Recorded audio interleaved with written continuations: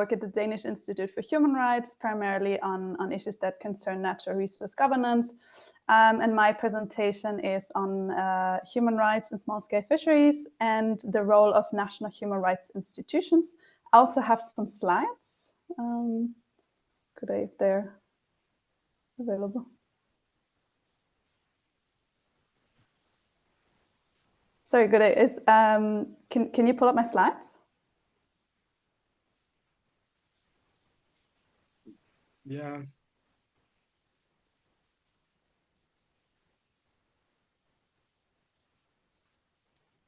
Just there.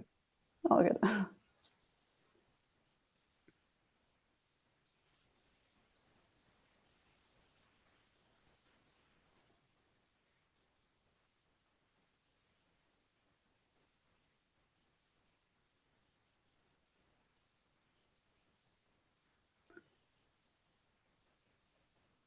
Well, maybe, okay, great. Perfect, well, great, thank you so much. So yeah, as I said, my presentation is on human rights in small-scale fisheries and the role of national human rights institutions.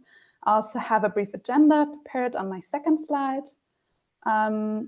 which is, yeah, if you could just jump one down. Which is, so I will be starting out with just an explanation of what are national human rights institutions, as human rights actors, before elaborating a bit on the human rights issues that we find in small-scale fisheries, then how human rights actors can engage with these issues and work on that and partner up. And then before rounding off, I'll just briefly present what the Danish Institute has been doing on the topic and provide you with some resources that might be of interest for your work, and then provide you with some key messages from my presentation. So yeah, next slide, please. Yes, so national human rights institutions, or NHRIs, why focus on them? First of all, A, because that's what I have experience, and B, because I think as these are formal institutions that are mandated to work with human rights, I believe that many of the organizations or actors that you are currently working with or are planning to work for or with, I think they could be really beneficial to be working with these actors. So I want to shed some lights on what they can do and who they are and what they can bring to the table. So national human rights institutions are independent state bodies with a constitutional and/or legislative mandate. Yeah, just one up. Yeah, perfect. To promote and protect human rights. This is usually within their national territory, but there are some exceptions that have a special mandate. For example, one is the Danish Institute for Human Rights, which has a mandate to promote and protect human rights in Denmark and promote human rights abroad via projects. There are the UN Paris Principles that guide basically how these actors are supposed to be structured and outline some requirements in terms of their independence, their function, and how they should be equipped in terms of resources. National human rights institutions can have different mandates, but some general functions are monitoring and reporting of the human rights situation in the country. There's advice to governments and other actors, receiving, investigating and responding to complaints, leading human rights training and education programs, cooperating at national level with actors such as state actors, industry, associations, civil society, any kind of actor basically, and engaging at the international and regional level with human rights mechanisms.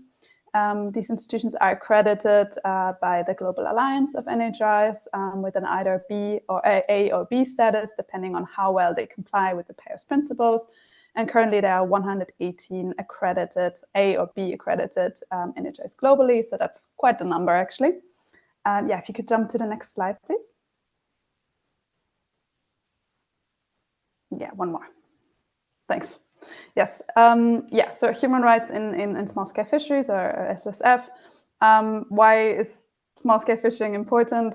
Because small-scale fishing makes up for almost 50% of global catch, and almost 500 million of people depend at least partially on small-scale fishing, which makes that a really important economic and development issue, but not one that receives enough policy attention. And just to outline some of the issues that we find in small-scale fishing connected to human rights, and I will give a broad picture because it's impossible with the time that we have available to go really in depth. So with labor conditions, fishing is a very dangerous and accident-prone activity.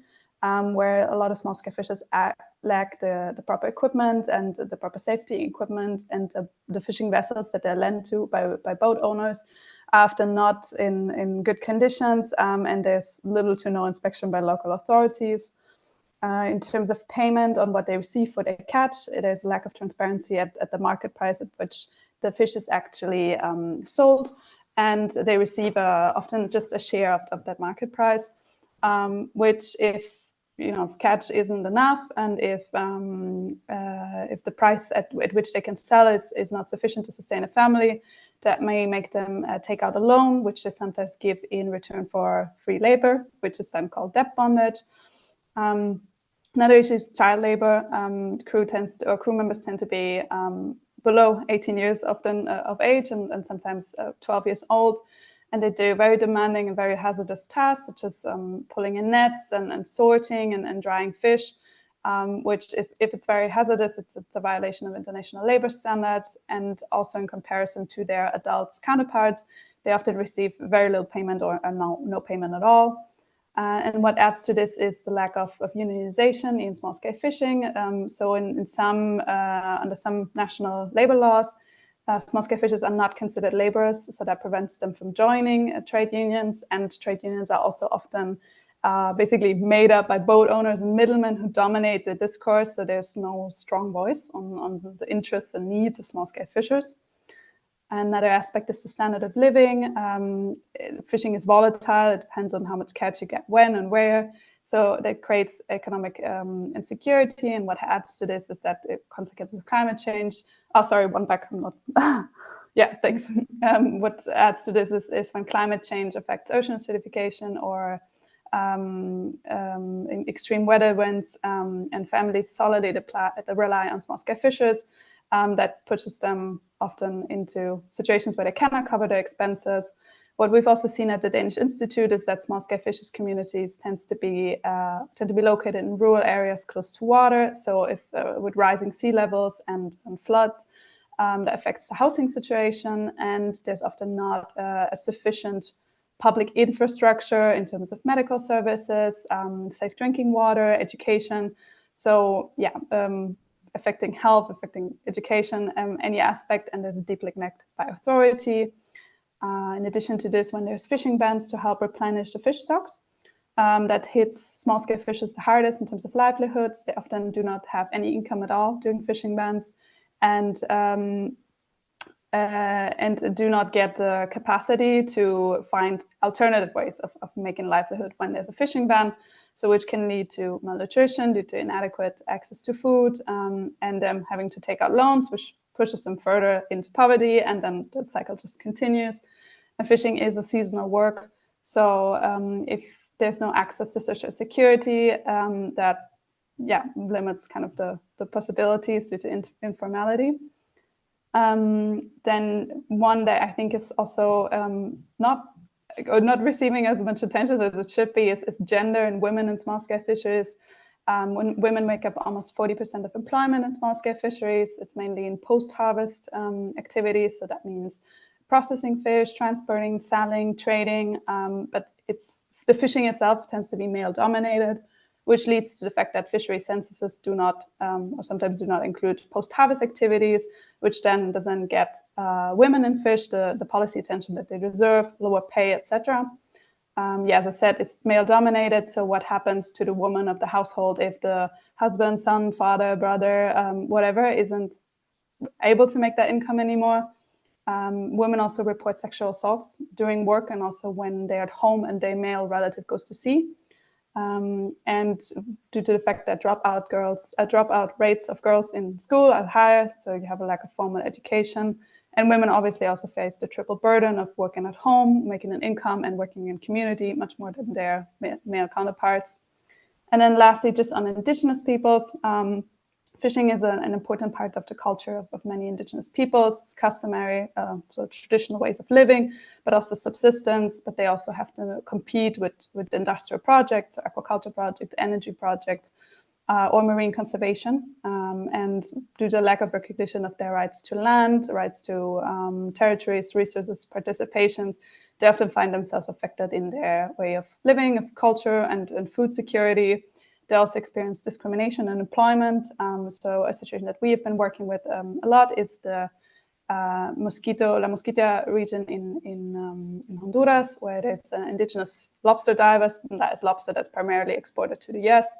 And they struggle with very bad labor and safety conditions. A lot suffer from decompression sickness, from having to dive too quickly, too fast, too far.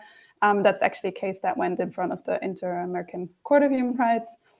And then lastly, also indigenous small-scale fisheries communities, some of the most under-resourced in terms of public infrastructure, which hits indigenous women especially hard. If you could go to the next slide, please. Thank you. Great. So what can actors actually do if they want to work on human rights in small-scale fishing? I separated this part into what most human rights actors can do and what NHRs usually specifically can do, still depending on their mandate and what other actors are doing in that country. So most human rights actors can do some kind of general advocacy that can look different ways. So that's why I'm not describing it further. But shedding light into specific situations, specific geographies, specific rights holders, that can be really specific or very broad, but it can already do a lot. Then in terms of investigation and documentation, what we've seen in the past, what we've done and also our partners have done is conduct sector-wide impact assessments, which are impact assessments that don't just consider the human rights impact of one company, but actually a sector within a given geography, which tends to be very useful in light of or with natural resource governance.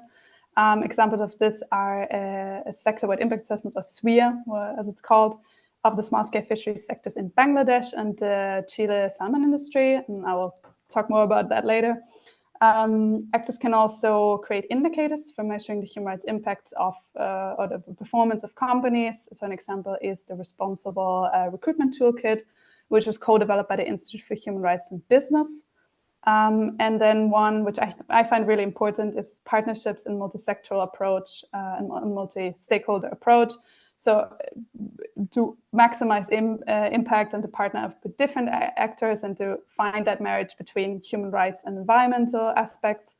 And what we've also outlined in one of our resources is that, for example, civil society actors can partner with companies in the small-scale fisheries value chain on topics such as human rights policies and grievance mechanisms, on human rights impact assessments, or finding or helping out with specific human rights topics that companies may not be, or that might be challenging for companies to engage with, such as indigenous peoples. We know that organizations such as the Global Seafood Alliance, WWF, and Greenpeace have done exactly that, and some were even commissioned by companies to conduct impact assessments. And lastly, they can also join multi-actor initiatives. So one could be the Global Ghost Gear Initiative, which is focused on derelict fishing gear that tends to affect the catch of small-scale fisheries. Then national human rights institutions specifically, depending on their mandate, can do the following. So capacity building, education and awareness raising on different topics around small-scale fisheries. For example, some of the issues that I outlined above, and which could be for government agencies, civil society, workers' organizations, local communities, businesses, however they have their partnership structured. If they have a mandate to handle complaints, they could receive complaints from rights holders and then pay specific attention to patterns in these complaints. So what is prevalent and what is not prevalent, and who is not complaining, even though you could predict that there are issues. That could be then an issue of not reaching these rights holders. And that could then allow for specific investigations or outreach programs to be kickstarted. Another issue could be, or another aspect could be monitoring, so visiting small-scale businesses and reporting a bit on what they see there. And then lastly, reviewing laws, institutional frameworks, monitor governance compliance with international instruments, conduct mapping exercises on instruments that are not ratified, and then use this for advocacy and then say, hey, this is not ratified, why not? And let's get us there where we want to be. And that can obviously lead to further consultations, awareness raising programs, multi-stakeholder programs. Next slide, please.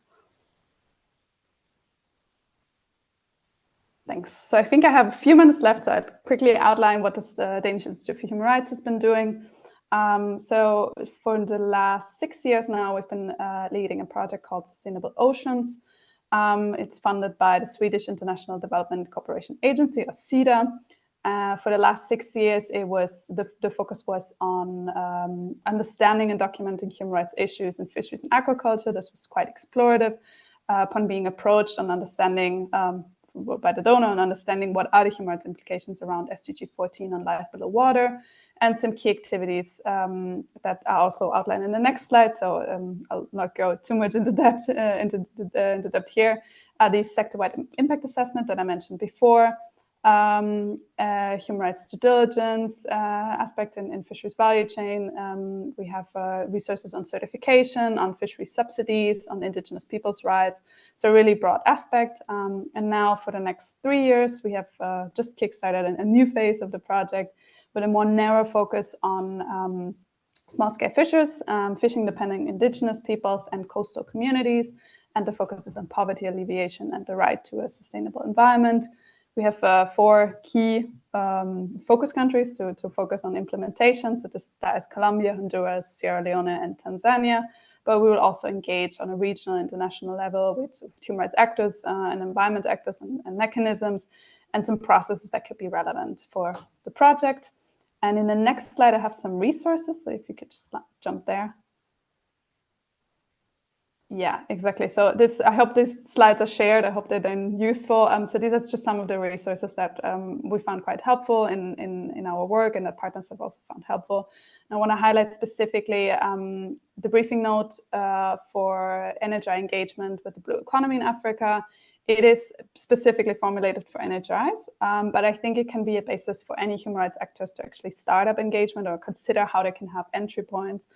The guide for human rights due diligence in the value chain is also a really big guide intended for a broad audience, and I think it can guide you really well through the due diligence process.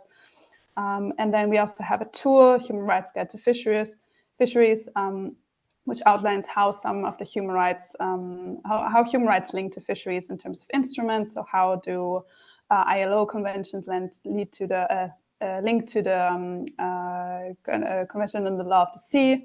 Yeah, so it could be of use. And then I have a last slide, which is some key messages from my presentation. You could just jump there. Yeah, great, thanks. Yeah, just to round off and just to highlight some things. So as I said, human rights issues in small-scale fisheries are severe and systemic. This hits especially hard women, children, and indigenous peoples, and small-scale fisheries are some of the most vulnerable groups of the population and are consistently overlooked in policy making. And I think that human rights actors, including national human rights institutions, need to pay more attention on advocacy, agenda setting, and policy making. And it's important to convey a clear message and to consistently engage. And there are several entry points that can be taken from basically any actor who wants to work on that. And that's why I pointed to this guide on engagement in the blue economy. I think it can give a good blueprint for this. Then what we've also seen from our work is that to foster an interdisciplinary and cross-sectoral engagement approach to cooperation, human rights actors often lack this very specific marine, maritime, coastal knowledge, and that's seen as an obstacle, but I don't think it has to be. I think alliances with key actors that have this specific knowledge can ensure that, that this cross-fertilization across the fields occurs. So really the message is to capitalize on what each actor brings to the table. And then lastly, I think that there's a need for more social scientists in blue jobs. And I think this is a very marine science dominated field, but what about the people? And, you know, we know from energy projects, for example, that the majority of energy projects that fail are due to community support. So the same holds true to oceans. I think more attention to human rights and the social sphere is needed in light of the fact that we know that the ocean is more important for the economy in light of climate change. So yeah, we need a bit more of a social science aspect to it. Yeah, so that's it. Thank you so much for your attention. Have a last slide, just my contact details. If anyone wants to reach out and discuss, I'm always happy to. Thank you so much.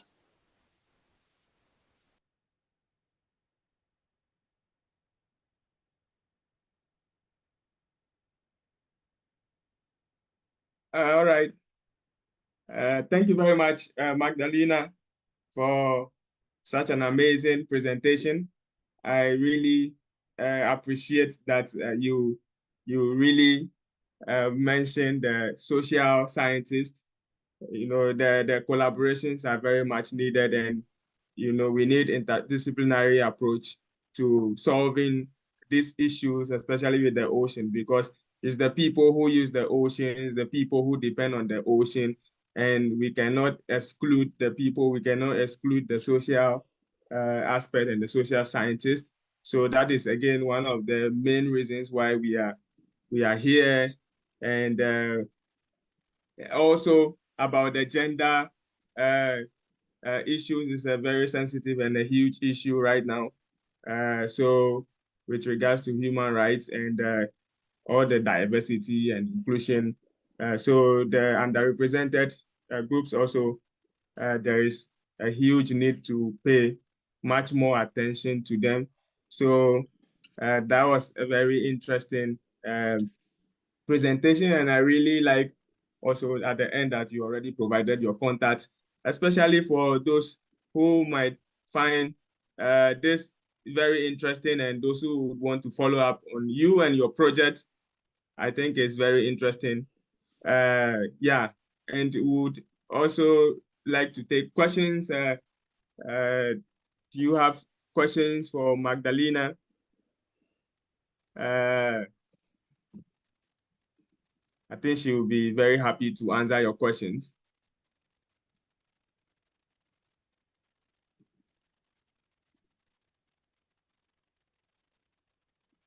So there's a question in the Q&A, two actually at the moment, if you want to go over them. Yes, should I just start, or does Goddey want to moderate? Yeah, either way, fine. Feel free to go ahead, don't worry. Okay, so one is which part of my work do I most enjoy?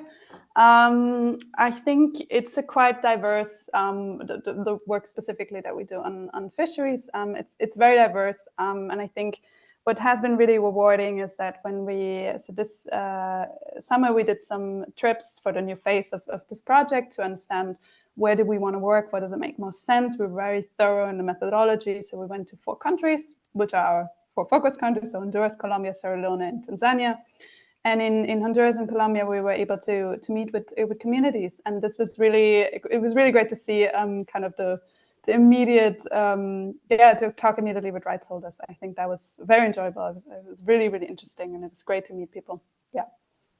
So then there's what aspects and lenses of social science can we utilize to advance fisheries or oceans governance using technical tools in ecosystem assessment of fisheries management? Wow, very complex question, very good question. I mean, social science is in that way link any social sciences links together in terms of social aspects. You think about anthropology, you think about human rights, you think about specific geography studies or gender studies or whatnot. So I think to actually just not use specific tools, but to apply your worldview of looking out on for the rights of certain communities, or to consider certain aspects of how do we engage in the world, how do we work as a culture, and how is fisheries also a cultural aspect. That's a big part of how we work with indigenous peoples, that we emphasize that fisheries for indigenous peoples is an aspect of the traditional way of living, but also of living with nature and within nature. And indigenous peoples tend to have a very great aspect towards conservation. They're very natural conservationists. So it's more, I would say it's more a worldview of how you approach things, and how maybe it's different from how marine scientists approach things. It tends to be more scientific, right? We know that there could be a clash there, but I think to marry this and to really say that this is one, and this can be joined together, and we can reach great things when we work together. So I would more say it's a way of viewing the world and working together with those who use technical tools in ecosystem assessment. And then there's the last question, which might be the same. What tools are effective in presenting social sciences as a medium in fisheries or ocean governance? I wonder if this is the same, if this was just edited, or if it's another one. Sounds very similar. But I would say I wouldn't see it as a tool. I would more see it as a way of interacting with marine scientists and a way of bringing in, and some tools are obviously in my sphere specifically with human rights, is to bring in an aspect that most of the spheres of small-scale fishing, most of the rights holders are protected by human rights instruments, by frameworks that the majority of states, or many states, have ratified different instruments. So I think an aspect here would be to consider, depending on which country you live in, to see what has your government ratified, what is already protected, what is the legal situation, and to start with a rights framework and to consider this human rights-based approach, which I have not outlined in my presentation due to time constraints, but it's basically a way of considering rights holders and those that have duties with obligations, that's usually states, and to consider, who is protected by rights and then attack it like that way. If this is also for me, the next question, I don't know how the organizations are dealing with big fisheries which are illegal and affecting small-scale fisheries and people. Very good question. IUU fishing or illegal and unregulated and unreported fishing is a major problem. We know that for small-scale fisheries. Just heard of great approaches by organizations that are bringing forward ways of basically community data collection tool towards illegal fishing, because the main problem with illegal fishing is the lack of data on it and the obscurity that we know that because of the value chain that's so long and so obscure and so very little transparent, lack of data. So that I think that's a great tool, to be honest. But it's certainly it's a tough one, and I think it requires big policy attention from governments, but also from the EU. I know the EU's been getting more into that problem and understanding how it affects the ocean in general, ocean health, other communities, small-scale fishers, and are the projects focused on human rights issues in the ocean space only? Are they inclusive for small-scale fishers in inland waters? We have now focusing on marine fishing. I know that there's some really big actors out there that are working on inland waters, because this makes up actually a big chunk of small-scale fishers. So we are focusing this on marine fishing only, yes. All right. Thank you very much, Magdalena. The questions were really a little technical, more technical than I expected, which really also shows that people were prepared and people were listening, which is really amazing. That's the most important thing. So before we move on to the next presentation, I would really like to take this time to know just a little sort of icebreaker and also getting to know, not an icebreaker though, but just getting to know a little bit about our attendees. So I will launch a poll and you can answer the poll quickly. So you tell us if you are an ECOP, where you are joining us from, and if you have any experience related to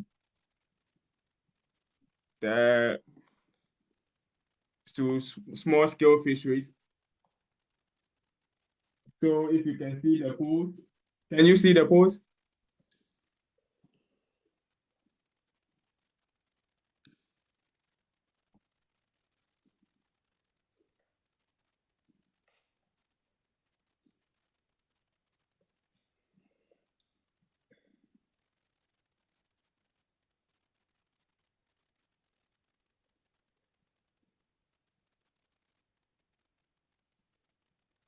Very interesting. We have a few people who are not ECOPs. They'll probably become ECOPs after this, I'm sure.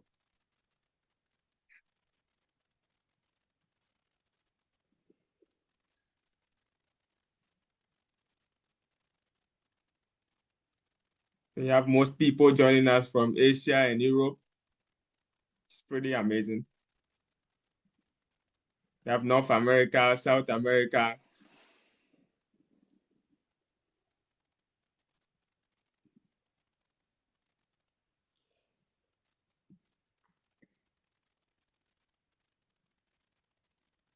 We have West Africa, who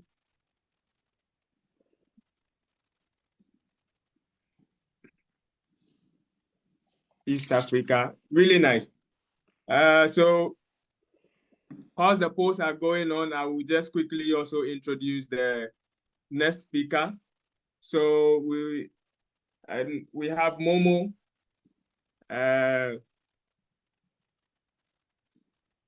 So Momo, I will allow you to quickly introduce yourself and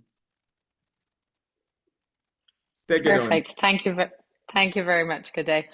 Yeah, hello everybody, and I'm really pleased to be here. Can you all hear me okay? Does that sound all right? Okay, yeah, so just a quick introduction of myself. I have been working in small-scale fisheries for almost 15 years. I studied marine science, went on to do a master's more focused on fisheries, and then just got an opportunity to do an internship in Asia. And so ended up spending almost 8 years living in Asia. Really great experience working directly in fishing communities. And that's kind of, I guess, guided my path to working very much my whole career on figuring out how small-scale fisheries can better gain market access, what changes they need to make at the community level, whether that's improving the quality of their products or whether that is, entering into a certification scheme. So really, having worked so close at the community level, it's really given me an insight into, the issues that exist at the community level. And I think it's really nice that I'm following on from Magdalena's presentation, because I think a lot of the stuff that Magdalena spoke about has become really clear in my work, that we cannot approach, sustainability in small-scale fisheries by just working on the environmental component. It's so important to bring the social and the environmental together, and I think that's important in fisheries across the board, but it's specifically important for small-scale fisheries because really enhancing the social standing and the situation at the community level is almost a way of creating the incentives for the small-scale fishers to then engage in maybe the tougher and maybe the less engaging environmental work, which has to happen as well for fisheries to become sustainable. So yeah, I'll dig in. I'll be talking today about Community Catch, which is a new program. It's a new certification scheme and improvement program that we have been developing. There we go. So just to set the scene, I mean, these are probably information points that many of you are aware of, but it is really important to say just how important small-scale fisheries are. So about 40% of the global catch comes from small-scale fisheries. About 90% of the employment that's linked to fisheries is within the small-scale sector. So that makes it basically small-scale fishing the largest employer in the ocean economy. And importantly, 26% of small-scale marine catch is exported. So, you often think of small-scale and people may automatically think of subsistence types of fishing, but really and truly, small-scale do contribute quite a lot to the international market. So I think that's a really important point to just have in mind. But unfortunately, for small-scale fishers, it's not as easy as just selling your product into the domestic, regional, or international market. But there are so many requirements that are passed down the supply chain from the end market. So the retailers, the restaurants, the food service, the end buyers, they have a lot of requirements with regards to sustainability assurance. So they might require certification. They might require that the fishery is in a fishery improvement project, or that indeed the fishery, the species is, listed green or yellow, not listed red on the various, we'll say, seafood listings that exist globally. So these certification schemes, these processes, they have been to date relatively, they have been built generally for fisheries. So they have not been built for, with small-scale fisheries in mind. And that's a little bit what we're trying to do at Community Catch, to kind of just like to realize that the system as it exists, while absolutely small-scale fishers can participate, it is very difficult. It's very difficult for small-scale fishers for many reasons, which I'll go into during the presentation. So how do we get to this stage? I say this stage because we are, as a program, we have been in development for a little over 3 years, and we are hoping to launch at the end of Q1 2025. So that means we're coming very close to launching this program, which would mean that, you know, by early next year, fisheries could be entering this program. And could, in theory, become community catch certified, or, you know, carry a community catch logo, which can then be promoted in the marketplace. So just to talk a little bit about the process, we have most certainly taken to heart how important it is that this is a complex topic, and, you know, a few people behind closed doors is not going to solve this, right? This is a big topic. So we've tried to be as consultative as possible, and have tried to co-design this with as many stakeholders as possible. So we've had a core development team from diverse backgrounds, from NGO background, industry, supply chains, NGOs, and certification. We've had a global steering board with small-scale fishery representative organizations, governments, again, industry. So lots and lots of varied and global variation as well, feeding into this process. And this kind of global group of people have been helping us in various working groups to, you know, figure out what will the process look like. We're building a digital platform behind this. What does the IT piece of this look like? We obviously have to think about things like diversity, equity, inclusion in our process, in our standard, in various other pieces. So just making sure that that's all relevant, building the governance of this organization, figuring out what improvements for small-scale fisheries will look like. We had a regional consultation in Southeast Asia, face-to-face, where we had fishers in the room, again, governments, industry, market folks. In 2023, we ran 17 pilot trials, and we have 5 that we're digging much deeper into that we were running this year. We've just closed a 60-day public consultation, and we will have another 30-day consultation at the end of the year. So this is, I guess what I'm trying to say with this is, we are trying to get as many voices into this process as possible. We're trying to make sure that this is being built and relevant for today, and for the stakeholders, and for the groups that we're hoping to reach. So to speak through the program, I will speak through the program. There's 3 main components that I'll speak you through, but I want you to just point you to these key attributes. So these key attributes are basically the reason that we think that the current system is not working for small scale, because we think that these 3 attributes do not exist in the current system in the context of small scale. So as we had to make important and difficult decisions in our development process, we always had to ask, are we making this more accessible? Are we making this more affordable for small-scale fisheries? And are we adding to the credibility and robustness of the process that we're building? So yeah, just keep those 3 attributes in mind as I kind of explain what this program actually is. So it is absolutely focused on supporting small-scale fisheries to gain better and more access to markets. It is a certification scheme. So we have a standard, and that standard has a set of target requirements. So these target requirements have been set at such a level as to meet international benchmarks. We have started benchmarking against various standards, but we don't want to give small-scale fisheries an easy pass, right? A sustainable fishery is a sustainable fishery based on international benchmarks, and we want the standard to ask for those targets to be met as well. There will be an independent third-party audit process, so you know there is credibility in the process. But we also have built in an improvement pathway. So imagine you have these target requirements, which is where you want the fishery to hit when it hits certification. But we have also built a set of minimum requirements. So as a fishery, if you have met those minimum requirements, you can enter the program. And you haven't met the target requirements yet, you can be in the improvement, which is that interim phase between meeting the minimum and meeting the target requirements.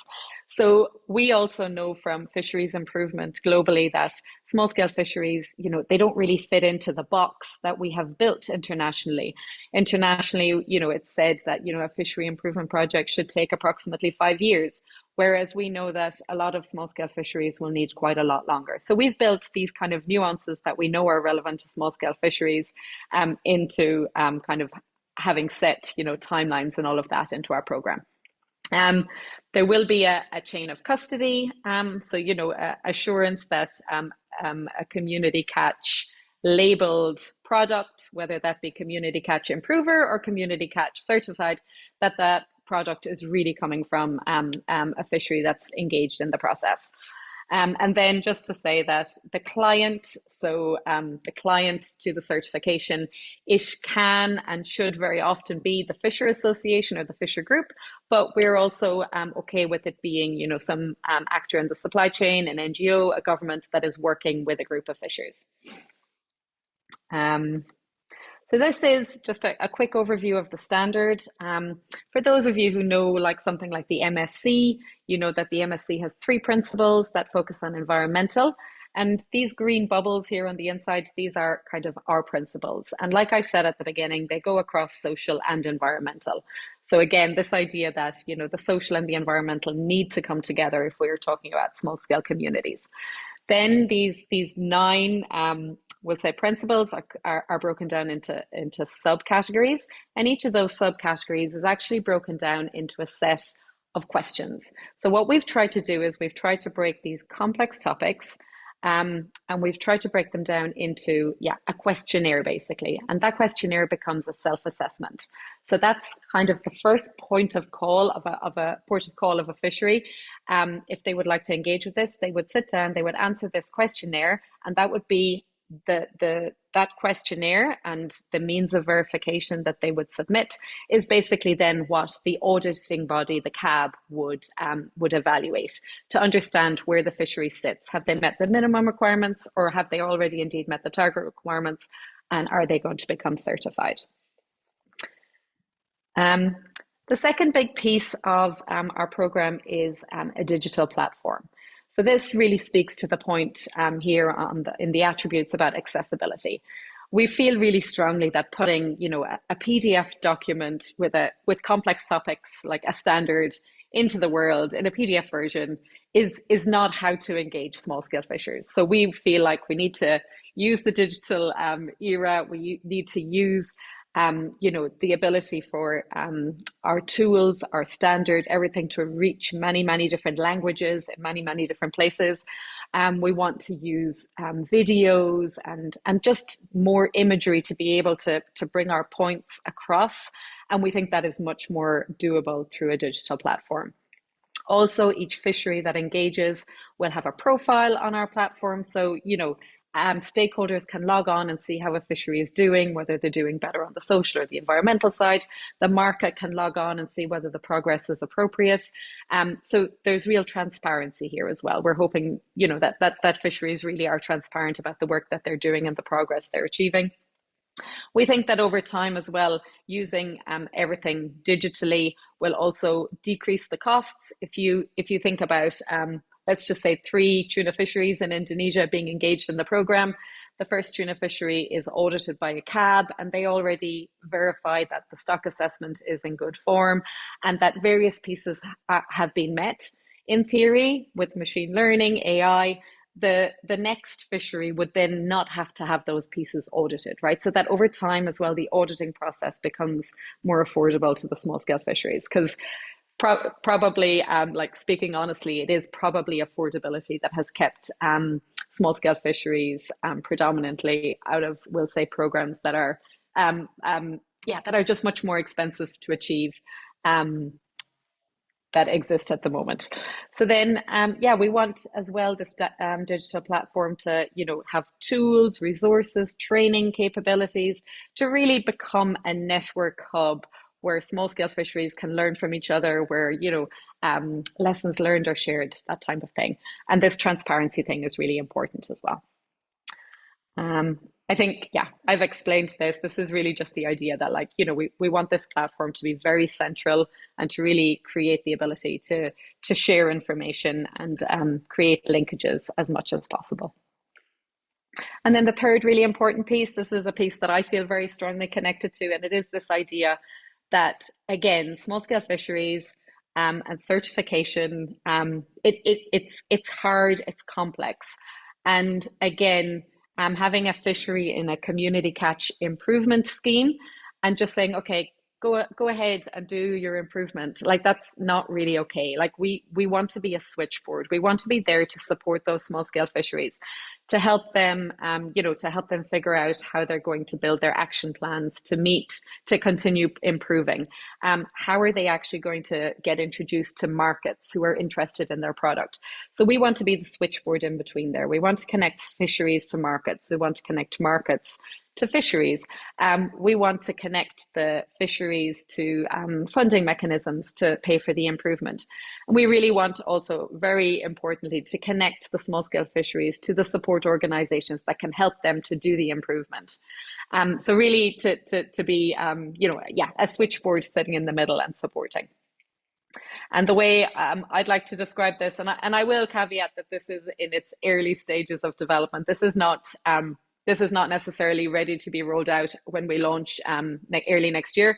But what we're conceptualizing is this idea that we would have a global hub structure, so that we would have regional hubs, let's say one in Southeast Asia, one in Latin America, and that this hub, that basically money from our business model would be put into to put technical capacity at this hub, and that this technical capacity, these consultants or technical folks, would then be freely accessible to the fisheries. So to help them fill out their self-assessments, to help them build their action plans, to help them implement their action plans. So really and truly that you have folks sitting at these hubs who are basically small-scale fishery experts and who have regional context and are able to advise and direct those fisheries on the right paths. And over time as well, that these regional hubs would have a role in developing, domestic and regional markets opportunities for small-scale products of folks involved in the scheme. So just really quickly, almost at the end, just to say, there's a few other relevant pieces, obviously. Our business model, as I said, I actually think I'm going to just quickly, I'm just going to go here to explain the business model. So just to say that obviously here on the left, we have the flow of fish, right? So let's just say the fishery is involved in community catch. Then anybody who trades in community catch product becomes a member of community catch, and they pay a membership and a royalty into community catch. Community catch is a not-for-profit entity, so would be taking a small part to just have to basically run its operations, and that the majority of this money, which is coming from the supply chain, that would go to fund these hubs, and that there would be money left over to basically pay for the improvements. So just this idea that the supply chain would be paying for the improvements needed on the journey to certification. So just this idea that we want to bring more equity. We don't want the small-scale fisheries to end up having to pay for all of the improvements, to get new gears, to implement and traceability. So all these huge costs that are basically social improvements, all these costs that are that exist and that are pushed, these demand that's pushed from the market, it's unfair that the costs should be left at the fisher level. So we're really trying to equitably distribute the costs of this process amongst the supply chain. So just back, we hope that this model would be self-funding within 5 to 7 years, and that we will probably need philanthropic support to support that business model for that time, until we actually have enough fisheries in the program that there's enough money there for that system to work. Mentioned already, there will be a chain of custody. So, we want to have a robust chain of custody to make it credible, but at the same time, we want to build something that is appropriate to small-scale fisheries, right? So we don't want to build a really technical digital traceability system, which we require everyone to use. We want to have a robust system, but which really takes the fact that probably most small-scale fisheries still have a paper-based traceability, and that our system will take that on board. Just to note the ongoing pilots, we have a pilot in South Africa with yellowtail, one in Indonesia with tuna, one in Mexico with snapper, and then a crab and a nephrops fishery in Scotland.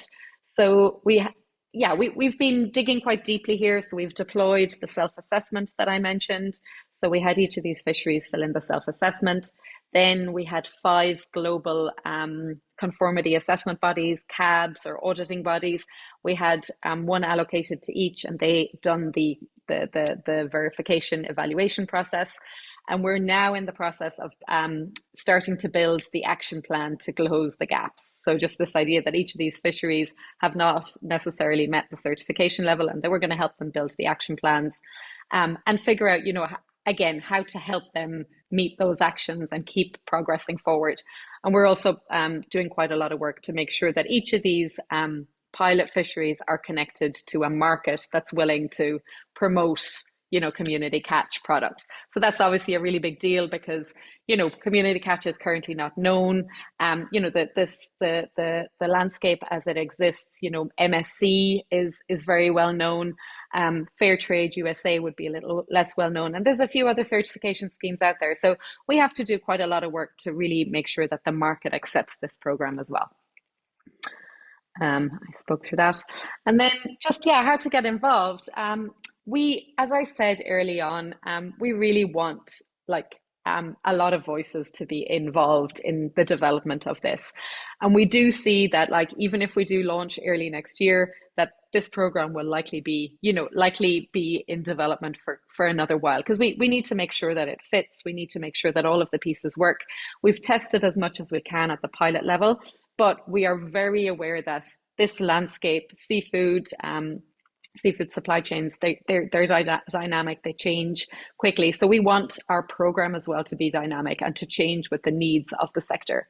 So we will continuously be, hoping for stakeholder input. So we will have another public consultation towards the end of 2024. If you follow any of our socials, you'll see that, and we'd love more and more input into these consultations. We also have some relevant working groups still ongoing as we kind of work towards finishing our development process. If anybody's very interested in joining an advisory board or a working group, please reach out. I'm happy to facilitate some conversations there. And for anybody who just wants to know more about the program or how it might be relevant to a fishery that you know or a fishery you work with, please reach out. Happy to kind of have a one-on-one conversation how this can work. And then, just my email address. Happy for anybody to reach out, as I said, and to organize a more detailed conversation. And very open for questions. Thank you very much. Thank you very much, Momo. I think the questions are already there for you. Perfect. Okay, then let me open them. Okay. What is your experience when talking and promoting certification in a highly informal sector such as small scale? Do you provide any kind of support or capacity building for fisheries communities to promote formalization and the implementation of labour standards? So yes, you're right. It is quite difficult. Speaking with the informal sector, so you have to use you can't just come along and say this is community catch and this is the way the program works and now you have to do this and this, right? So you definitely have to use. And like I said, we want to build more, we'll say, video-based and imagery-based kind of explanations. But we'll say in our trials, we had folks go out to the communities and speak with the fishers. And surprisingly, so a lot of the fishers, would already know what a fishery improvement project is, or would already know what MSC certification is.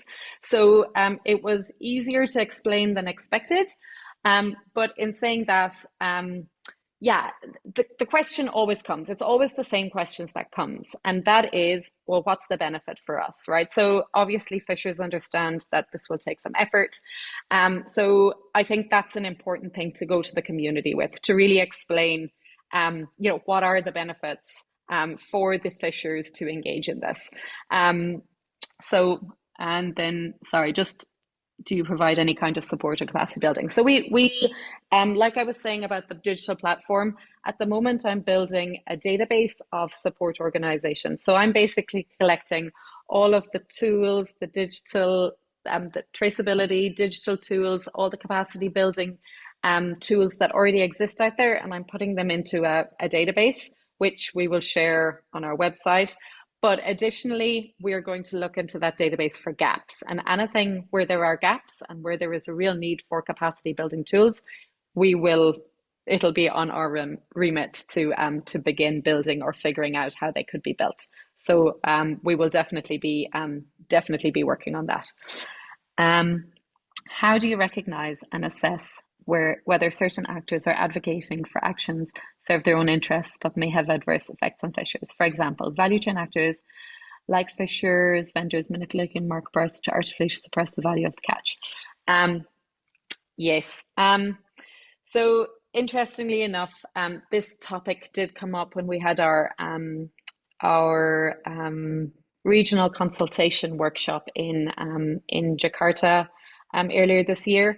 And it really came up, just this idea of like, how can an organization like Community Catch have some kind of a role to play in kind of I guess in a watchdog kind of a way.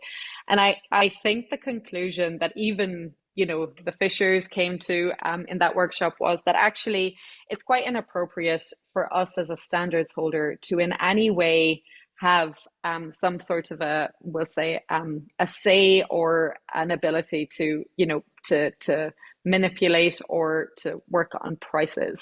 So I know that's a little bit of a cop-out of an answer. And I think that's, there is an awful lot of bad actors out there.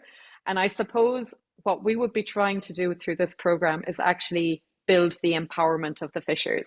So by giving them more and more information and requiring that they engage in more and more, learning activities, that we would actually be creating the empowerment that they would be able to kind of, deal with that in an appropriate level at the community level.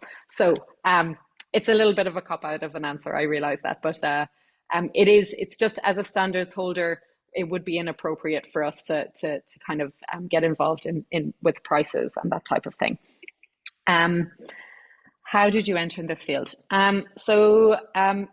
Like I mentioned at the start, I was actually in Wageningen University. I was doing my master's, and I got an opportunity to do an internship. And the internship was in Indonesia, and it was with a private tuna company that exports from Indonesia to both the US and Europe. And it was just a 3-month internship, but I threw myself into it, and it just opened up so many opportunities.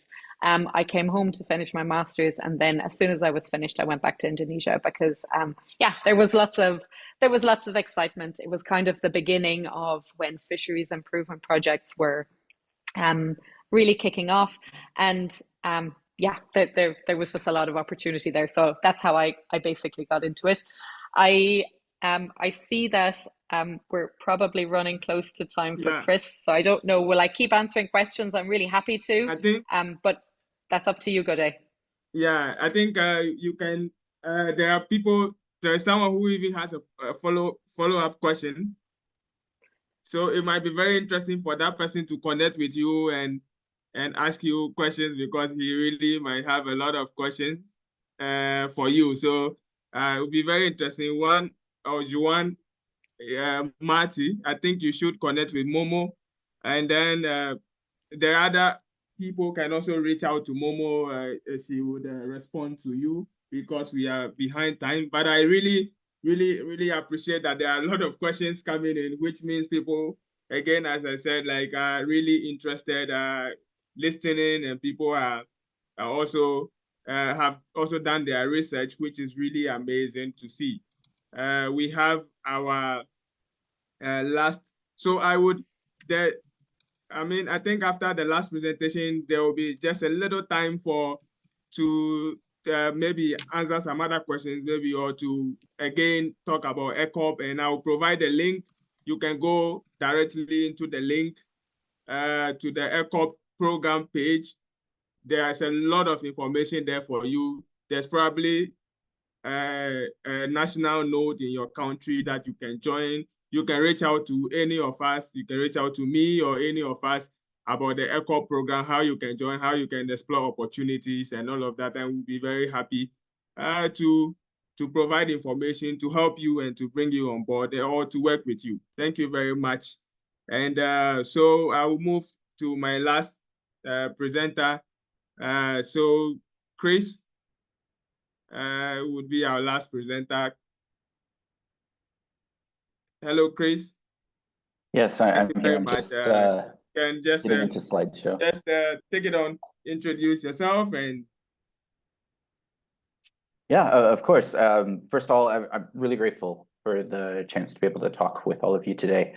A bit about myself is that I started working with small-scale fisheries about maybe 10, 12 years ago, and as a intern slash volunteer, however you might want to call it, with a small riverkeeper organization in northern Florida.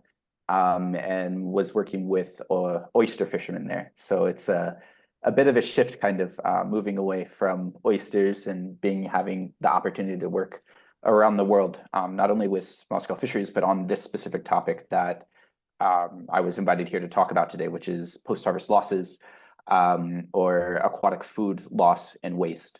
I'm speaking to you from a smaller consultancy called Whole Fish Strategies. And what we're trying to do at Whole Fish Strategies is really just transform global and local seafood supply chains with innovative post-harvest solutions so that like we use the whole fish from tail to head, essentially. I only a few days ago was eating salmon, and when I went to Aldi's at the supermarket, you know what I saw? I just saw a little fillet already there with the skin on it. But there's a lot more to the fish that we could be eating than just that small fillet. Just like there's a lot more to the fish about the people who have dealt with it that Magdalena was talking about, or there's a lot more to fish and fisheries related to who has access to markets or not, like Momo was speaking. Now, before digging in deeply to kind of post-harvest losses and maybe getting a bit too technical, and I apologize for that. Let's talk a little bit about the small-scale fisheries themselves. Today I'm going to be presenting not only about small-scale fisheries, but also small-scale fisheries and aquaculture. Globally, and in my experience, unfortunately, they're unrecognized, they're highly informal within governance and management structures. Small-scale fisheries are financially excluded from many types of solutions, like Magdalena was mentioning, where you might be a small-scale fisher or aquaculture smallholder might be forced to take a loan that they shouldn't from an informal credit scheme and then get stuck into a trap of debt. But small-scale fishers are also politically marginalized. Maybe they don't have a voice or aren't as well heard in governance because some of the fisheries that they work with aren't as economically important for a country. And then broadly, and something to always keep in the back of our minds nowadays, is just the vulnerability of these communities to climate change and economic shocks. I was surprised not only the impact that we're seeing now because of climate change and sea level rise, but the economic impact that the COVID-19 crisis had on the ability of fishers to be able to feed themselves and feed their families. But with that said, about the marginalization, small-scale fisheries and aquaculture are incredibly important globally. They produce 37 million tons of food every year, representing about 40% of global catches. And of that, because somebody was asking it before, 68% of that's marine and 32% comes from inland fisheries. So that could be a lake or a river. And like Momo was saying, small-scale fisheries and aquaculture are employing around 90% of individuals working. And that means they sustain the livelihoods of around 492 million people in the world. And of that, most importantly, in the post-harvest sector is the role of women, where within small-scale fisheries, you have 45 million women participating, estimated, and 50% of them are specifically within the post-harvest sector. Now, when I say the post-harvest sector, what do I mean? And I do apologize for this framework, but think it's quite helpful to kind of orient ourselves around the value chain and thinking about what happens and what do we mean when we talk about fish loss and fish waste. In the middle there, you can see the value chain and some of the activities that happen within the value chain. And the value chain is connecting the production of aquatic foods to the markets that consume them. Now, around that, in the environment, let's say that the value chain operates in, you have governance structures, so there could be informal norms, regulations, the standards Momo was talking about, or even laws that regulate human rights, alongside the actual infrastructure or conditions that are present. So the skills that people have, consumer preferences, if someone has access to ice or not, all are part of the conditions that are affecting the function of the value chain. But when you think beyond just these conditions and beyond the governance of the value chain, there's some other pieces or other drivers out there that we need to take into consideration too. So it could be about population change. For example, in the US, demographic changes are leading to a lower consumption of seafood, and that's also true in Spain, which affects the livelihoods not only of fishers, but the rates of loss and the rates of waste that we might find in the aquatic food system.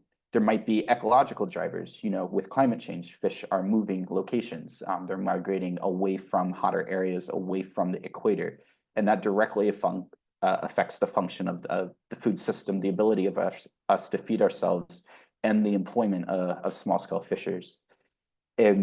Now, within the value chain, there is a tragedy happening, and I kind of want to dig in there a bit more.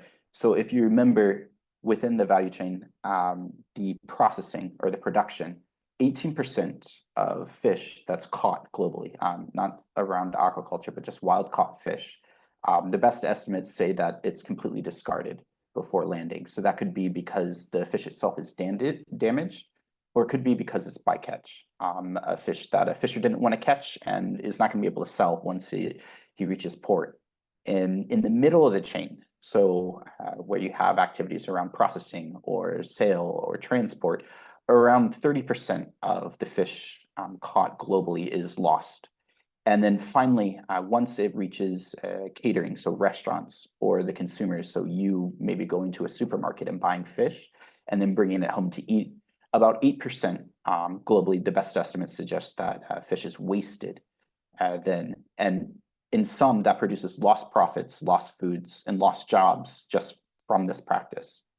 And in terms of tonnage, that's 8.4 million in wild capture, 9.3 million tons of fish are being lost in processing, 2.84 in retail, and best estimates suggest around 3.2 million tons are just being thrown away by consumers, fish that's good enough to eat or good enough to be reused in a different product.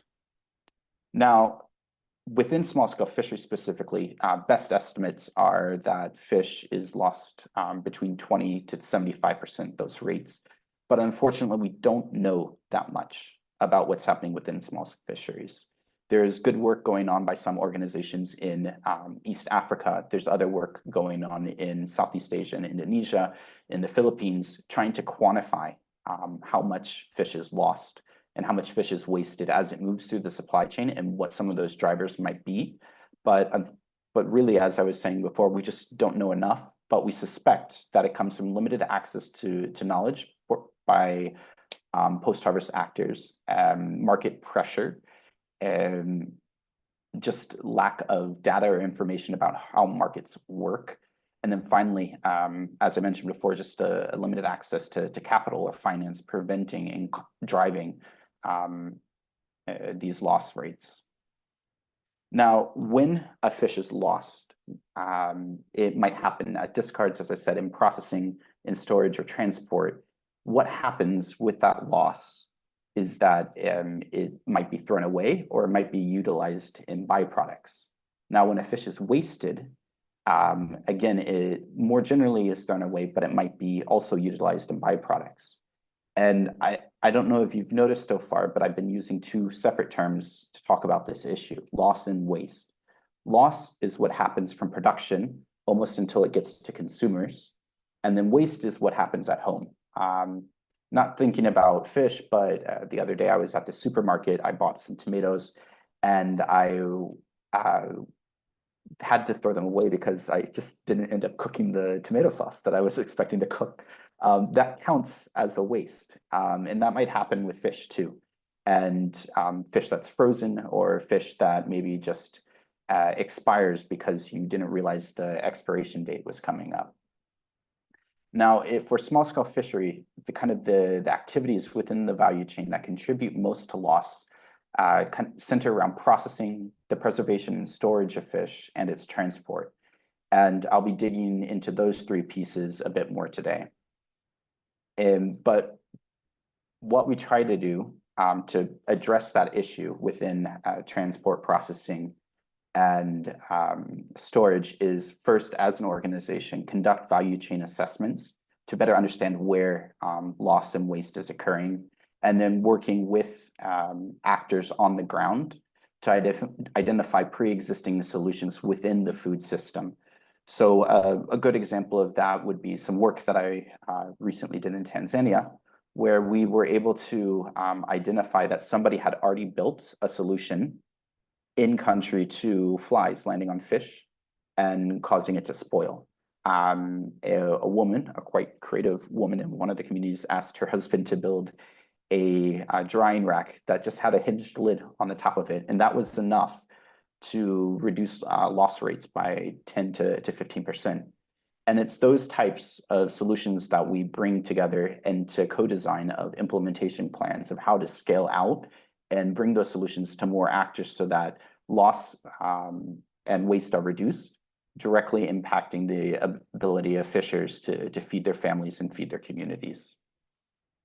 Now, some of the solutions that we've come across so far are around cold chain infrastructure, improving or adjusting processing techniques, improving market connections. So this might be through traceability technology, or it even might just be creating a WhatsApp group or a Facebook group where fishers are able to talk to whoever's buying their fish and ensure that whatever they go out and catch actually has a demand in the market, reducing what might be left in storage. We've also found effective alternative handling methods, and working with community leaders to develop community-level food quality and safety standards, improving the transparency around the structure of the value chain and how price is set between actors, and finally, supporting the utilization of byproducts. So one that's commonly cited is, fish leather. So once a fish is filleted, you have the skin left over. I like to eat it, but some people don't. And what you're able to do with that fish skin is actually turn it into a leather, which is then able to be used in artisanry, and women are able to sell those products in the market. Now, right now at Whole Fish, we're working globally and are supporting organizations in the UK, in Spain, Brazil, Tanzania, Indonesia, and the Philippines, working with different species. So in Spain, it's more with finfish, the UK, Brazil, and Indonesia with tuna. The Philippines, we were doing work with crab, and in Tanzania, we were working with octopus and reef finfish. And today I'll be talking to you about the work in Tanzania, Indonesia, and then the work also in Spain. Now, first in Tanzania, the context, quite briefly, is that in Africa, small-scale fisheries and aquaculture are estimated to provide about 32% of animal protein, and along the coasts and coastal communities, that might reach up to 70% of the protein that people are able to access. And additionally, small-scale fisheries and aquaculture contribute to about 60% of aquatic foods to both domestic and regional markets. However, the problem that we were brought in to address was that losses incurred within the finfish value chain were greatest for producers and traders, reaching around 14%, while waste, once it reaches a wet market, almost reached 30%. So when you go to Tanzania and you go to you go to a fishing community, what happens is that fishers come, they land the product, and there is generally a mobile trader waiting for them there. This mobile trader might have a motorcycle with essentially a basket woven of reeds or leaves attached to the back of the bike. And they just fill this basket up. No ice, not covered, it's directly exposed to the sun. And then they take it to market to sell, which is why that loss rate is so high at 14%. And then once it reaches market, unfortunately, finfish is just kind of left out to sit. It's not exposed to ice. There's no cold chain. You might have flies around, and it's really a food safety issue, as well as a financial issue, just because the fish, as it goes bad or might be spoiled, is an economic loss for the intermediary or the market vendor. And what we tried to do, and the work that's ongoing right now, is providing traders access through community funds to coolers and ice. So the traders, by joining or requesting loans from community savings groups, are able to then finance the purchase of a cooler that sits on the back of their bike. So instead of using reeds, you have basically a plastic cooler that's able to be sourced locally, and the ability to add ice where available to that cooler, so that the rate of loss of the fish as they move it from the community to the wet market is reduced. And then at the wet market, the fish that spoils, instead of being thrown away, we were able to work with women and women processors to provide household dryers. You can see a picture of one here hanging, so that instead of throwing away spoiled fish, it's actually sun-dried in a container that protects it from being exposed to insects, and then is able to be stored for longer periods of time and being able to fried later. So you can see in the upper picture what some of that dried fish fried looks like. The second case that I'm talking about is in Indonesia. I yield to Momo here because she has much more experience with Indonesia tuna than I do. And it's an interesting case, specifically because 20 to 30% of Indonesian tuna is rejected annually, and up to 35% of the seafood in Indonesia, not just tuna, but 35% of all seafood, is ultimately lost or wasted before consumption. And really the physical loss of that product is quite small. So the fish will be eaten, it will be used. But what happens is that there's an economic loss because the quality of the tuna and the quality of the seafood drops enough so that it's not as high value, and it's not of the quality that you would want for it to be able to reach and be appropriate for an international market, like in the US, like in the EU. And what that comes down to is a food loss and waste rate of about 1.5 kilograms per capita per year, or about 405,000 tons of fish annually. So what we're working on right now is specifically addressing the problem of infrastructure facilities that would allow tuna quality to be kept and maintained. Within some of the remote and rural areas our partners in country are working in, the big barrier is electricity access for cold storage. Without access to cold storage, tuna, a scromboid fish, will develop histamine, and if it's not bled and gutted properly as well, it rapidly deteriorates in quality. So what we're doing with a partner is developing a solar-powered off-grid cold storage system that would be, and you can see it in the bottom, but it's the picture to the left, the green kind of like container that's been converted into a cold storage facility is install that and allow community members to basically store tuna in the cold storage system longer periods of time and maintain the quality while they gather up enough stock so that it's able to reach the market. At the same time, because of just the nature of tuna as a fish, we're providing training in at-sea handling to improve tuna quality, to ensure that it's bled, to ensure that it's gutted, and to ensure that it's gilled, trying to get at least as much blood as possible out of the fish so that the quality is maintained.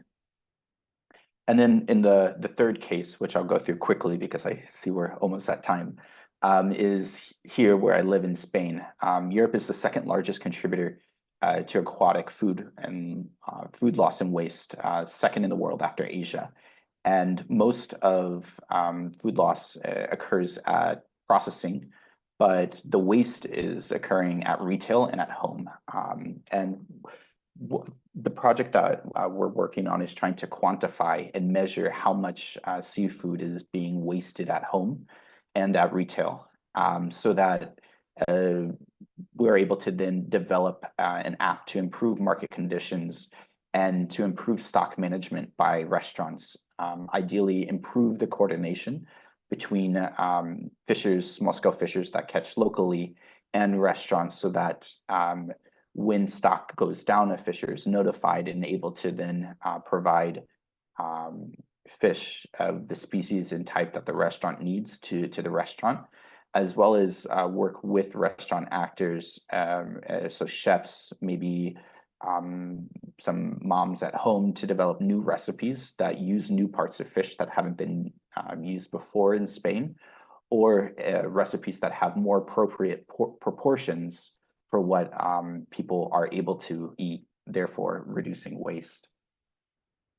Anyways, I'm happy to answer questions, but that's kind of a broad overview of what we're working on in the issue with food loss and waste. And I'm happy for people to also reach out to me on LinkedIn and continue the conversation there, just because of time constraints too. Thank you. Thank you very much, Chris. That was a very, very interesting, in fact, detailed one. And I really love that you took time and you were patient with it. And it was very, very informative as well. We really, really appreciate that. I think Yuan would like to, now that is like, because you were the last presenter, we can give chance to some people to maybe talk to us. Let's at least see there are some real people here. So Yuan, you can go on. Go ahead with your question or comment.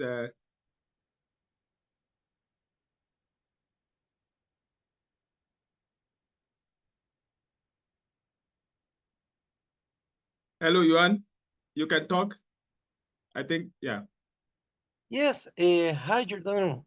Thanks for the presentation. It's very, very interesting, super relevant. I wanted to ask you, how do you see, I want to say loss, not waste. Sorry if I'm mistaking the terms. In small-scale fisheries, you see a lot of like bycatch not really being bycatch because it's being used as the bait for the next catch and things like this.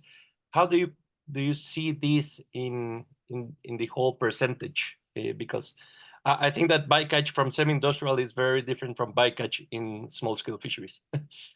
Yeah, it's a great question, Juan. And essentially, if you were thinking about, or maybe referring to some of the statistics and percentages that I was using, when I was talking about at-sea discards, that statistic is more based on industrial fisheries. With small-scale fisheries, if you have something, I'd be happy to learn about it, but there is not good information about, at least in small-scale fisheries, how much might be quantified or considered bycatch and just thrown away as a discard versus something that a fisher might take home. With some work that I was doing personally with another organization in Madagascar, that was one of the questions that we asked the fishers. And what they told us is that if a fish isn't able to be sold, a small-scale fisher, they would then just take it home and eat it themselves, whatever might be kind of being caught that day. And if any of that fish was left over, it would be thrown away. So there is some degree of discard happening in small-scale fisheries, but it's smaller and more nuanced than kind of like a strong fixed line about the description of what bycatch might be for industrial or large-scale fisheries. Yeah, thank you very much, Chris, for the answer. There are also questions in the questions and answer session. So I think, yeah, anybody can feel free to raise their hands. We could have a little interactive session. So feel free to maybe introduce yourself and ask a question or make a comment if you like. Yeah, but Chris, go on with the next question. I think I'll respond to Kafayat's two questions, which go hand in hand.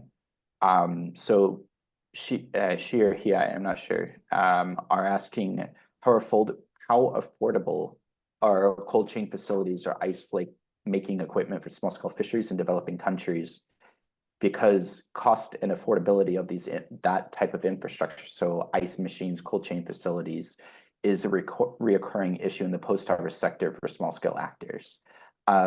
The first thing to say is that's absolutely correct. And they're prohibitively expensive. I went to a seafood show in Barcelona earlier this year and was asking around just like a very bottom of the line, not the most sophisticated cold chain facility in a installed into a container, how much that might cost. And they were quoting me somewhere around like 1,500 all the way up to like 5,000 or 6,000 US dollars, which is way out of the range of an individual fisher. But I would encourage you to think about two different ways potentially to finance a facility like that. The first is through cooperatives or groups of fishers being able to come together and put aside a portion of their funds or a portion of their earnings to be able to buy a larger facility. And secondly, another option is actually having fishers or having a service provider within the market system being able to come in and provide that to the fishers. So maybe the fishers themselves or the aquaculture smallholders themselves don't have or do not own the facility, but it's something that's rented out. Space within it is rented out, or that it belongs to somebody else within the value chain. And that's actually where I've seen the most success for providing access to cold chain and ice, just ensuring that it's equitable access and equitable participation in that solution. Yeah, I think there is a hand up, but we'll come to you. So quickly, maybe there's a last question in the session by Abraham. Yeah, with the current issues of climate change affecting aquatic health, is it a contributor to these losses? And are there any initiatives to reduce these losses? So unfortunately, Abraham, when you're speaking about aquatic health, I'm not sure what you are referring to, but I do think it's a very important point that you're bringing up about the impact of climate change on post-harvest losses. It is a known fact. Fish is probably one of the most perishable products that we consume. And unfortunately, fish becomes more perishable and degrades in quality faster when it's exposed to heat and sun. So with climate change and the associated warming that we're expecting, it's likely that new solutions or ways to ensure that fish is stored in a cold environment quicker is going to be necessary. But additionally, if with climate change, there's more intense, potentially longer fishing trips or more intense weather conditions, that also might have knock-on effects for loss rates within the harvest node or the production node of the value chain. Thank you. And Priyanka, you can go ahead. Hello, Priyanka.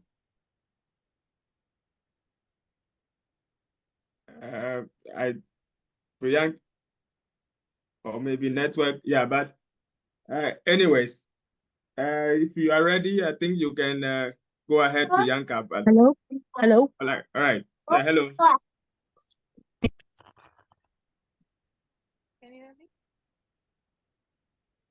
me? We can't hear you, but I think maybe if for network sake, you can type your question. Can you hear me now? I can hear you now. Yes. Yeah. Yeah, my question is that you were talking about the bycatch. So when the bycatch is happening, we do also catch endangered fishes where they cut the fins and they sell for like the fin oil, these kind of extraction stuff. How are you trying to reduce that thing? How are you trying to track those things? So we yeah, it's a good issue that you bring up around, I think, the shark finning trade or the elasmobranch finning trade, and how, at least with the capture of sharks and other elasmobranchs, you might cut off the fin and throw the body back into the water.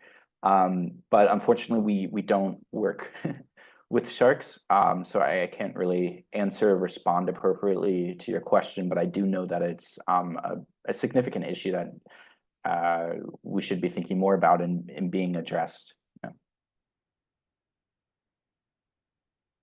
I'm sorry that I can't say more to the topic. Yeah, especially with sharks, that's a huge one. Yeah, but thank you very much. If anyone still has questions, but otherwise, thank you very much, Chris, for the insightful presentation once again.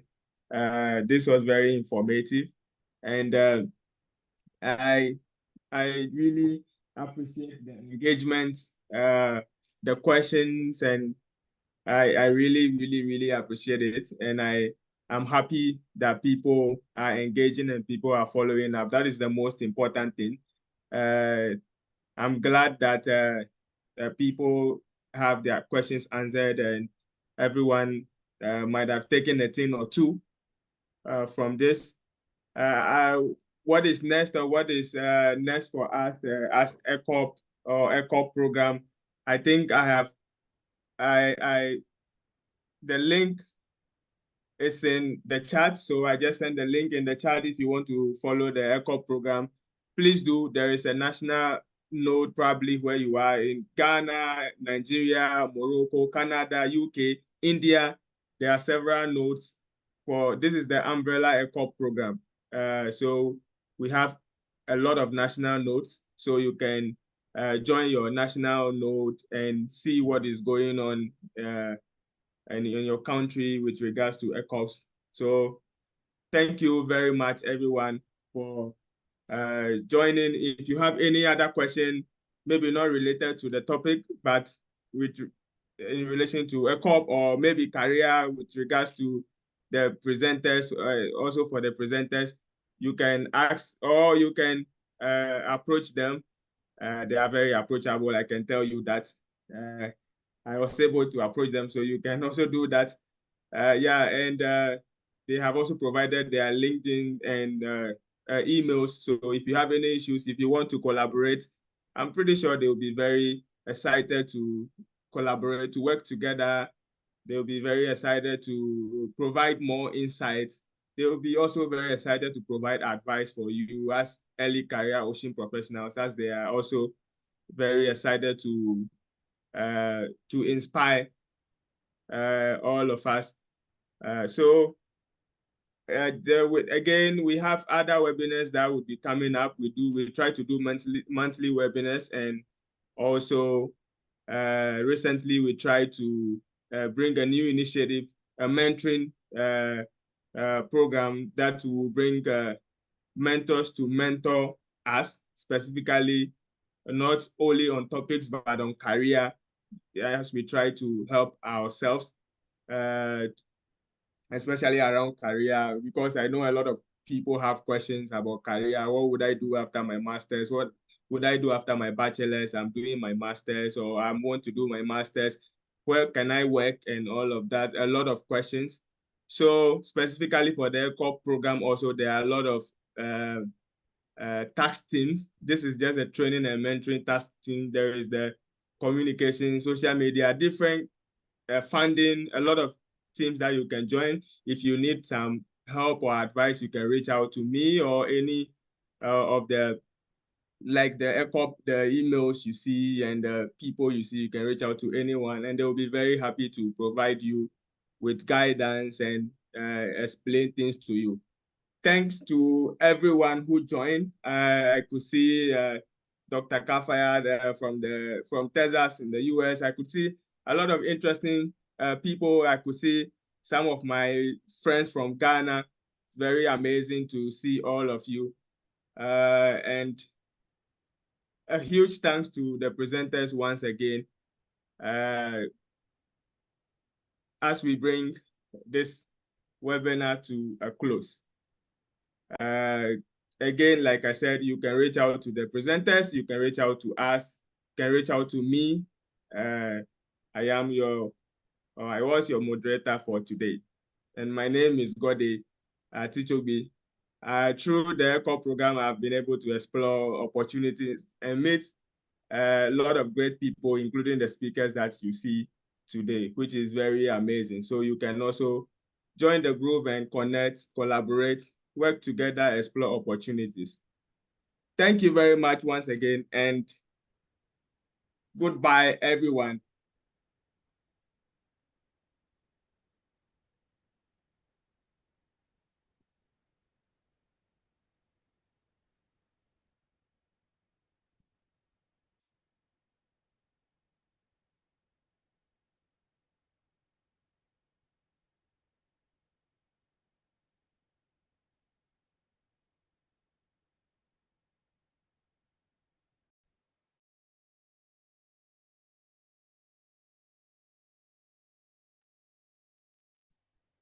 Oh, sorry for the people who are still around, just in case. So there are some polls. If you would like to respond, yeah, I could already see someone responding. So please feel free and go ahead to respond to the polls if you can.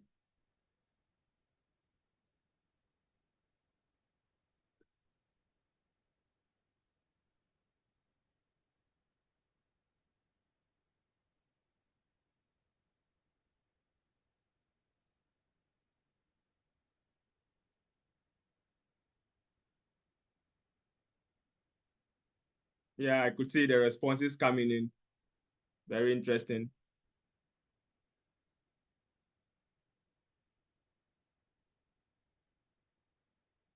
You can also still just introduce yourself in the chat. And if you have something interesting to say, or if you would like to connect further, go ahead and type something in the chat if you want to. It will be very appreciated. If you want help with something, yeah, again, like I said, the ECOP program is a huge network of early career ocean professionals, and we try to inspire ourselves to support each other, to help ourselves. So, and if there is not a very important information, if there is not an ECOP node in your country, it's very interesting.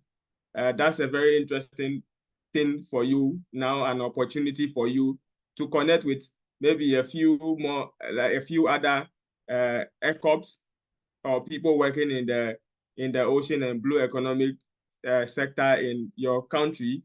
You can come together and form the ECOP node or spearhead it in your country. So it's an opportunity for you also if there is no national node in your country. Recently, myself and a few friends, I think from May, we started working on the Dutch node, the ECOP Netherlands node, because there was no ECOP Netherlands. So we started working on the Dutch node and we launched it this month. So that is a very interesting angle for you also. We were able to bring together about 32 early career ocean professionals all over the Netherlands in our first meeting in Utrecht recently, which was very interesting, to share ideas and to see the way forward on how best we can support ourselves as early career ocean professionals in the Netherlands.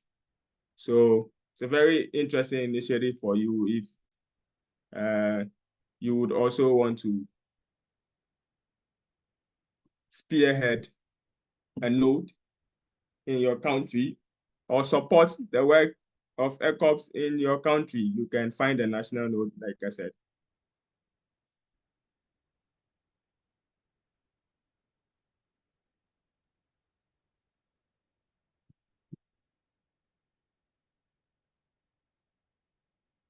There are still people, but yeah, Dr. Mahia Ratansha Patel. Thank you very much. I see your message and it's great to see. Anyways, thank you very much. If there are no other messages, no other comments, no other issues, thank you and see you next time. Bye.